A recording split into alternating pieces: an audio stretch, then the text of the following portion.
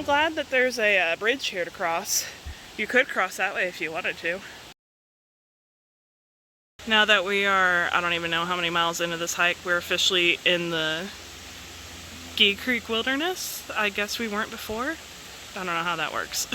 I was trying to find a quiet spot, but the birds are quite noisy, so I apologize for that. But anyways, let me interrupt myself for a moment here and explain a few things. First of all, I am not entirely sure if it's supposed to be pronounced Gee or G. I've heard it said both ways, so if you know a correct way to say it, let me know in the comments below. What I find online, the word G-E-E should be pronounced G, but people are just going to pronounce things how they want to, so I really don't know the proper pronunciation on that. Secondly, allow me to explain the wilderness part. In short, the trailhead in the first section of the trail is in the Cherokee National Forest. The sign that I just showed you is the starting point for Gee Creek Wilderness. Now, the rest of the trail and the creek are in Gee Creek Wilderness. And I break down the differences and what this means in my blog post, which will be linked below. So if you're curious, go check it out. There's the waterfall. It's the waterfall we came for. But there's a little trail down there. Oh, it's a little steep though.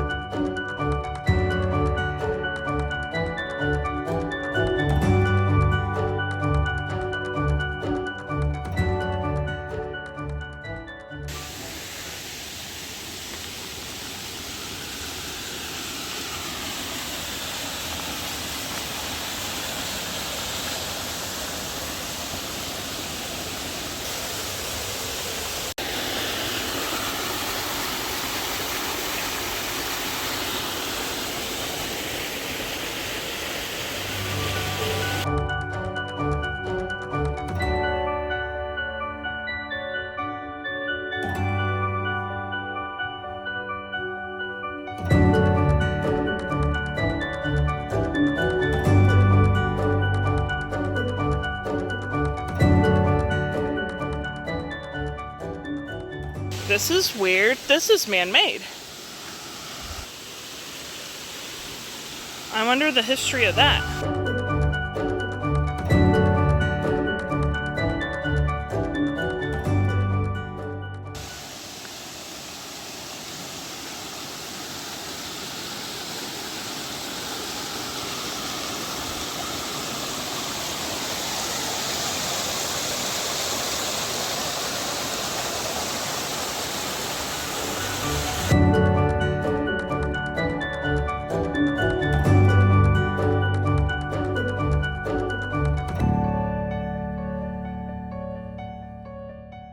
The water is still up there, comes through here somewhere. It comes under this somewhere to get down there. So I don't know.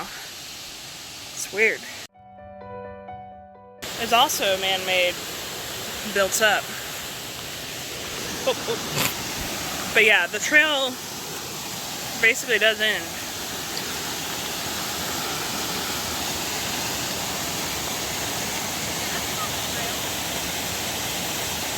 I think it is. Unless this is the end and this is where we're supposed to stop, that people said it's not passable. But yeah, that's scary.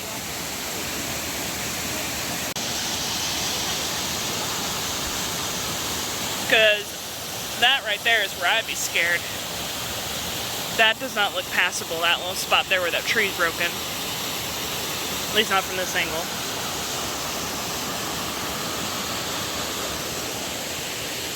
So we are headed back to see if we can find another alternate route around. I don't know. The trail clearly comes this way, but I haven't been paying attention to see if there's trailblazes, so maybe there were and I just missed them. But yeah, it got kind of odd very quickly back here. I don't know what that aqueduct, whatever you want to call it, I don't know what that is doing there. That's odd. Clearly man-made. I mean, this looks like the trail that we're on, and it just kind of dead ends there. And that's not what I read about in the reviews. People were saying the trail gets impassable due to overgrowth and stuff, not from it being a sheer cliff over the creek. And I think we got further to go. That's like really high up. So if that's where we're supposed to go, we got a lot of climbing to do. And that doesn't seem right either. And the other side's really steep too. So I don't know what we're doing. So that's a little trail someone's made, but we don't know about that. We're gonna keep going back and see. I did not notice this wall on the way in. That's clearly not natural either. Some kind of structure.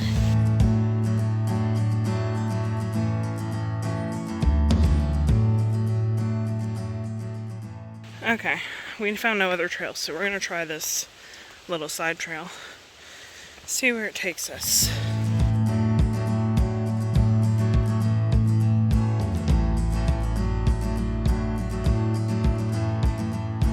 Oh, it's a dead end.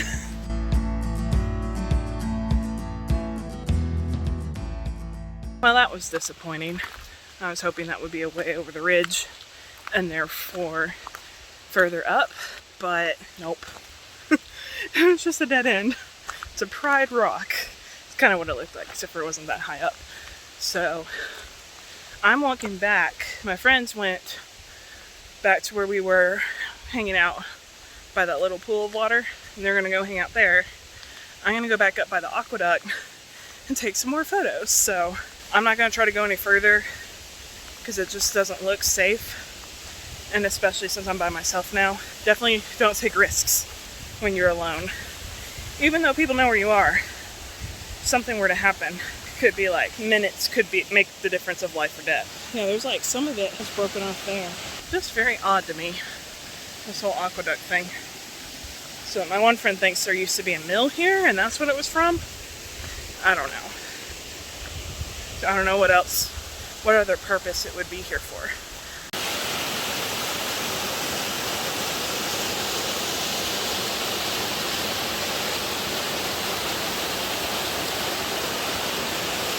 So now that I'm down here, looking at the trail, because it's right there, looking at it at this point where it looks sketchy, it doesn't look that bad from this angle. So I think the hardest part is that getting across that right there, because there's that drop off, and it's just like a sheer 6-foot drop, no water, just rock below. That, there's just rocks, there's no water. So I think that wouldn't be quite as difficult or dangerous. It'll still be dangerous, but I think that right there is probably the worst part. Oh, and now that I'm looking at it, like these rocks are just kind of precariously holding up that part of the trail. Like the way this part of the trail's held up. Wow.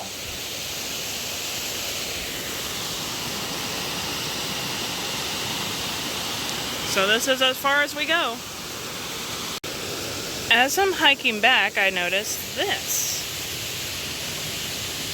That is rusted metal of some sort of pipe or something. It's not open anymore, but yeah, I don't know what is up with this. I'm gonna do some digging online, and if I can find out, more information will be in my blog post, which will be linked below as always. But if you know, let me know in the comments below. It's very odd. And it's bothering me that I don't know what's up with this spot, this whole section, this whole area.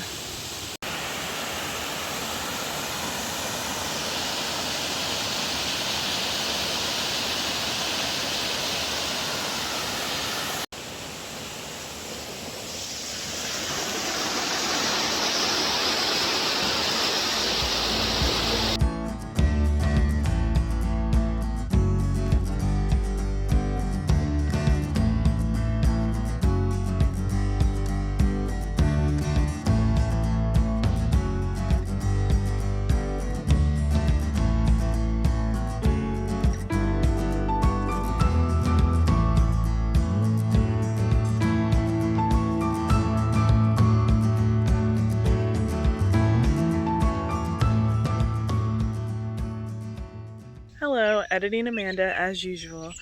I just have a few things to add. First of all, yes, I found a lot of info about those man-made structures on this hike, and as I said earlier, you'll just have to check out my blog post, link below, just to learn more about everything. I'll just say there's a lot of history. Secondly, yes, the trail does continue on along that side where it looked really scary. Like the creek was right there with the cascading waterfalls, and then like the sheer rock face there, and that narrow little bit there, that is the trail. That is, it continues on. My friend did not feel safe doing it, so we didn't do it. We turned around at that point. But the main waterfall that most people, like if you look up Gee Creek, the picture that you're going to see of the waterfall is beyond that point. It's about a quarter mile up, I think. So it's got a fairly deep swimming hole as well, so a lot of people go up there for swimming. But the trail also continues past that, but it's pretty overgrown from what I understand. Most people stop at that swimming hole main waterfall section and turn around there. So this is where I'll add that we're not the only ones that turn around at the aqueduct thing, which is incorrect. It's not called an aqueduct, but read the blog post, you'll understand. But it turns out a lot of people feel this spot, like beyond that point, is unsafe, and they turn around here too. So if you don't feel safe continuing down the trail, there's no shame in stopping. Just stop where you're comfortable instead of pushing yourself forward and risking your own safety. Like, stay safe. This hike is still well worth it, even if you just go as far as we did. There's plenty of creek accesses to enjoy, which in my opinion is the highlight of this trail, and any summer hike for me. Like, I love being able to get in the cool water and stay cool instead of really, really hot. So that is pretty much it. So you know the drill.